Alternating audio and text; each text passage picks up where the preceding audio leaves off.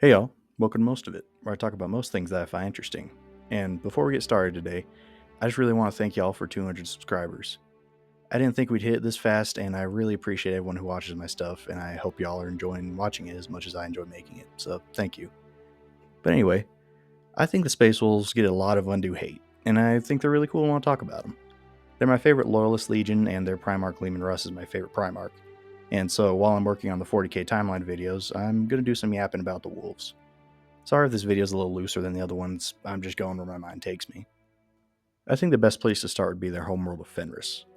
Most of the Imperium considers Fenris a frozen, hellish nightmare world, and for the most part, they're right.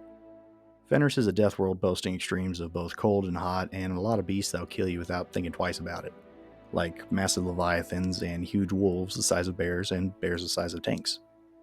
It's said that nothing weak survives on Fenris, and literally everything is capable of defending itself to some degree. The people of Fenris live in often nomadic tribes and live short and typically violent lives, fighting the cold and the planet's predators. This struggle has formed a culture on Fenris of strength and resilience, making the planet almost impossible to conquer, as many invading tribes have learned the hard way. One pretty interesting thing about Fenris is the fact that it's been heavily hinted at that when the planet was first colonized during the early ages of mankind, that the first colonizers used gene splicing tech to make themselves more resistant to the cold, and that this gene modification gave way to the Fenrisian wolves, with some people diving in too far and becoming hulking beasts. It's speculated that this is where the phrase "there are no wolves on Fenris" comes from, because they aren't actually wolves, but mutated humans. Fenris is obviously inspired by Norse mythology, and that's one of the biggest things I like about the Space Wolves. Their Legion culture is blatantly obvious, and I find it really cool. I mean, come on. If the words Viking Space Marines don't get you excited, then we can't be friends. I never want to live there, but Fenris is a really freaking cool setting, and I'd say Russ and the Wolves of the Legion most closely tied to their planet of origin, further enhancing their already strong identity. But I guess we should move on to the Primarch himself. I'm sure y'all already know the story of Leman of the Russ, and if you don't, then check out the video I made on him. Alright, promote other videos, check. But anyway, Russ growing up on Fenris made him one of the most impressive Primarchs. Being raised with the wolves of Fenris made him much more of an animal than his brothers, and he was essentially what the myths say Thor was, but probably more savage. It was said that he could rip whole oak trees out of the ground and break them over his back, and wrestle Fenrisian mammoths to the ground with his bare hands. How many of these myths are true is unclear, but one thing is, and that's the fact that Russ was able to unite the tribes of Fenris under his leadership and become the Wolf King. When the Emperor came to pick Russ up from school, he knew his son's warrior nature and challenged him to 3 challenges of Russ's choosing. There would be an eating challenge, a drinking challenge, and lastly a duel. The Emperor would obviously win the 3rd challenge, but Russ would win the first 2. And as far as I'm aware in lore, he is the only Primarch to beat the Emperor at something. I mean, obviously Horus kind of did, but we don't talk about that. When Russ lost the battle, he would wipe the blood from his smile and pledge himself to his father. This is another thing I really like about him. He generally knows when someone is his enemy or when someone is his opponent, and treats them differently, and is generally a good sport about it. This is an often overlooked aspect of Russ and the Wolves as a whole, and that being his lord-like nature. Russ is often compared to the lion, and rightfully so. They have similar childhoods and home planets, but I see Russ as the opposite of his elder brother.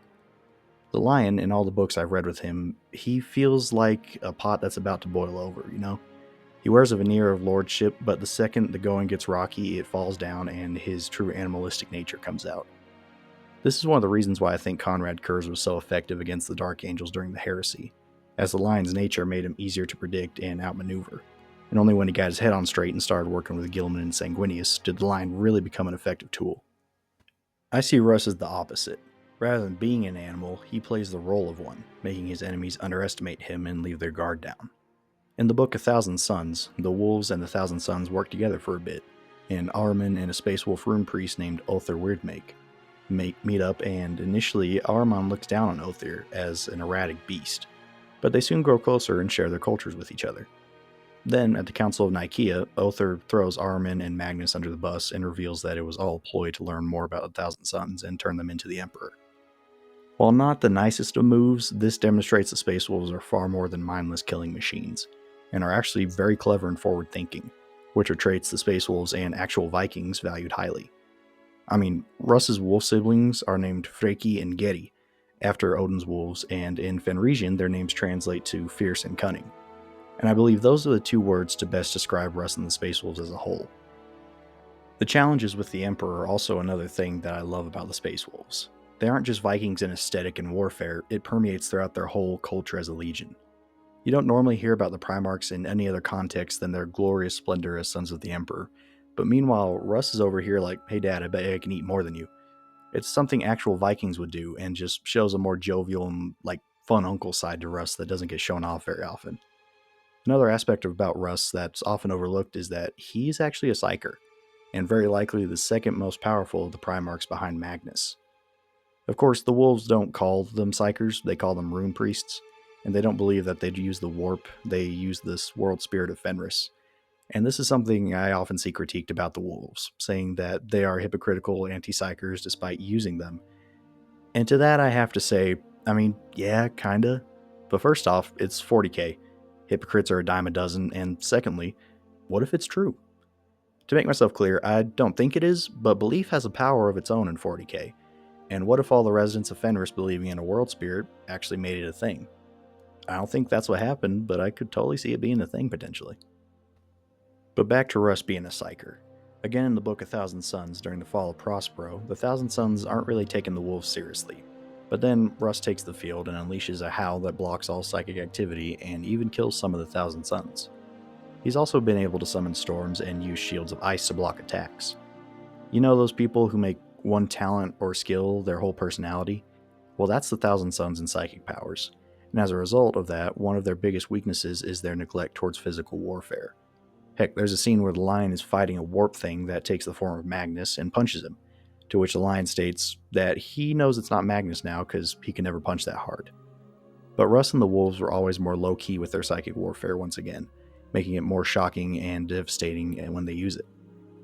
During the fall of Prospero, when Leman and Magnus fought, it's often framed in the community like Russ was weak for struggling against Magnus, and while I think there was a little bit of nerfing for plot reasons on both sides, Magnus is canonically second only to the Emperor in terms of psychic might. It was an accomplishment for anyone to even be able to look him in the eye and not pass out. And Russ was able to stand toe-to-toe with him and actually win the battle. And real quick, I've gotten some comments in the past about me saying that Russ killed Magnus because technically Magnus survived. And after rereading 1,000 Suns, I've come to the conclusion that I will continue to say Russ killed Magnus. That's right, baby. Space Wolf supremacy. Can't beat the Wolf King. But seriously, I find it the easiest and still at least mostly accurate way to tell the story, but I digress. So why weren't the wolves censured at the Council of Nicaea despite some being psykers? Well, it's well known that the wolves are the Emperor's executioners, and it's theorized that they had something to do with the disappearance of the 2nd and 11th Legions. And this to me, along with the lack of censure, demonstrates the level of trust the Emperor had in the wolves and Russ. As far as I remember, no one throughout the Horus Heresy even questioned the wolves' loyalty, and I'd say Dorn, Vulcan, and Russ are the Primarchs the Emperor trusts the most. Also, Russ has a very distinct wariness about the warp, unlike Magnus, who, despite having good intentions, literally gave one of his eyes to Tzeentch. So I think the Emperor trusted Russ to govern himself when it came to warp use. But after Prospero, Russ would take a good long look at himself and begin to regret his actions. Prospero seems to have introduced Leman to doubt, and it really makes him a more interesting guy. We all know the feeling of seemingly having things figured out, and then the world throws you a curveball, and your foundation begins to shake a little. Russ experiences this and determines to be his own man and do what he believes is right rather than what people tell him to. He was always kind of known among his brothers as the Emperor's war dog, and he begins to set that mantle aside and become something more after Prospero. Speaking of Russ's relationship with his brothers, let's talk about that. And honestly, we don't know too much. We know he's a member of Rabute Gilman's Dauntless Few, the brothers he says he could win any war with, but other than that, there's not too much. He would vote against the removal of the Wordbearers Legion, as it's believed that he didn't want to have to kill another of his brothers, and he has had a generally friendly rivalry with a lion, including a time when the two got into a duel, and after 2 days of fighting, Russ realized how ridiculous it was and began laughing, until the lion knocked him out, of course. He would also fight against Angron, and speaking of someone who's a fan of both Primarchs and both Legions, if Russ wanted to, he could have stomped Angron. I'm sorry, it's just the truth. But funny enough, the person outside of his legion he got along with best seems to be Malcador the Sigillite. He and Russ would plan the assassination of Horus together and would play chess and have discussions and bond over their mutual desire to protect the Emperor. And hey, speaking of assassinating Horus, let's talk about that. Russ attacked a post-chaos empowered Horus and would have some meh results. Russ would lose the duel, but would land a hit on Horus that put him in a coma for a bit, and if I remember correctly in older lore, it said that the wound Russ inflicted was helpful to the Emperor when defeating Horus, but I don't think that's the case anymore, so take that with a grain of salt. But since I like Russ, I'm going to give him some credit here. Horus wasn't quite as powerful yet as he would be during the Siege of Terra, but he was still an absolute beast, with all 4 Chaos Gods juicing him up, and Russ was still able to go toe-to-toe with him and almost kill him. I don't care what anyone says, that's impressive. Of course, this would take the Wolves out of pretty much the rest of the heresy, and I'd say they probably would have been more effective on Terra overall, but oh well. And after that whole thing, Russ and the Lion would go around destroying whatever traitors they could find, and the Wolves would eventually break off and gun their way toward Terra with the Ultramarines. They of course would arrive too late, and Russ would be enraged at himself. To me, Russ is first and foremost a protector, and to fail at protecting his father would seemingly tear him up a lot. The Space Wolves would spearhead the Great Scouring and would help clean up the solar system, but that failure would seemingly never leave Russ's mind. And one day, there was a great feast held to celebrate the first batch of new Space Wolves brought up since the heresy. And with that, they were no longer a legion, but now a chapter. A young Marine finds Russ drinking alone and asks him why he doesn't join the others. Russ tells his son that he's received news that the Lion has died, and the Marine can tell that Leman is mourning his brother. Russ states that he has grown weary of fighting his brothers and regrets what happened on Prospero. And this is one of my favorite moments in all of 40K lore, and is one of the reasons I love Russ and the Wolves so much. In his younger years, Russ was a boastful warrior that could seemingly handle anything that was thrown at him. And yet, after the heresy, he has grown wiser, but that wisdom has come at a cost. He now knows the pain of losing those he loves, and more apparent to me at least, he knows the pain of failure. What I see in Russ here is more than just the pain of loss. I see the pain of losing one's purpose. He was one of, if not the most loyal servants to the Emperor, and yet he wasn't able to save him. He loved the Lion, and yet he could not save him either. He knows he can't return to the man he used to be, as he knows the destruction it caused on Prospero, and so he has no choice but to push forward. I try not to get too personal in these videos, and feel free to skip forward if you don't care to hear my own experiences, but I relate very heavily to that feeling I see in Russ. I am, not to brag here, but I am a strong person. Not just like emotionally resilient, I am a physically strong person. And I know a good amount of things, especially for my age, thus I can generally handle a good bit of what life throws at me. But especially in the past few years, there have been so many curveballs, and a lot of the time I've just been left dumbfounded. My strength and my capabilities haven't been enough lately, and it's been confusing. The confidence of youth is beginning to fade and is being replaced with actual knowledge, and with knowledge comes doubt.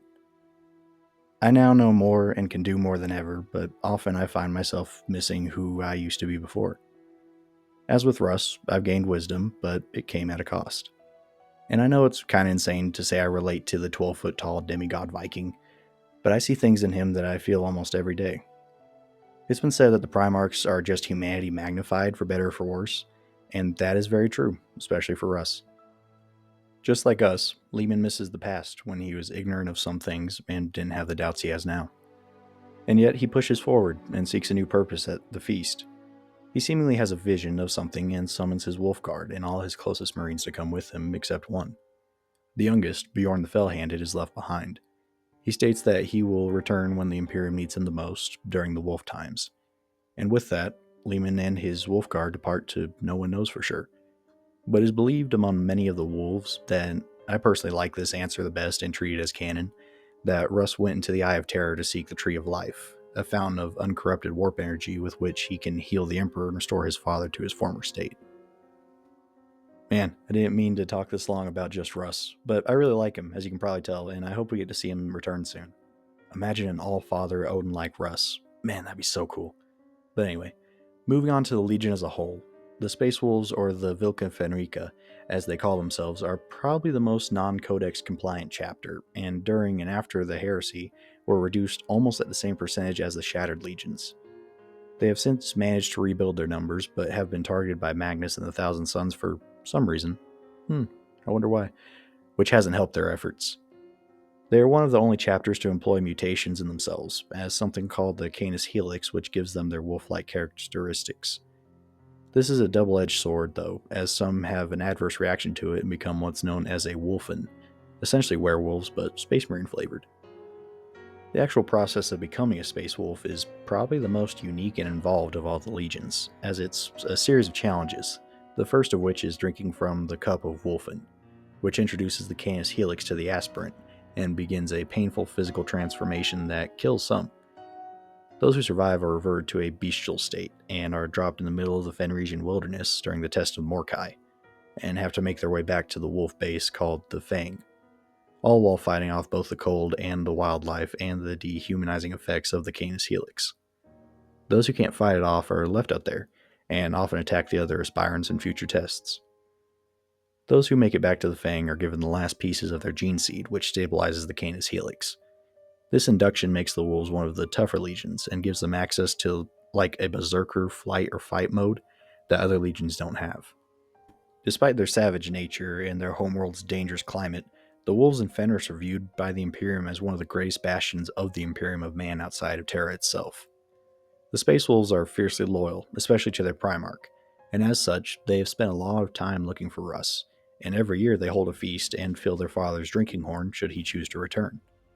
In his absence, though, they were led by Bjorn the Fell-Handed, the oldest living Space Marine currently interred in a dreadnought. Bjorn feels pretty shafted by his father's abandonment, but he does his best to lead his brothers. The Space Wolves fight fiercely to protect Bjorn as they see him as their last link to their long-lost father.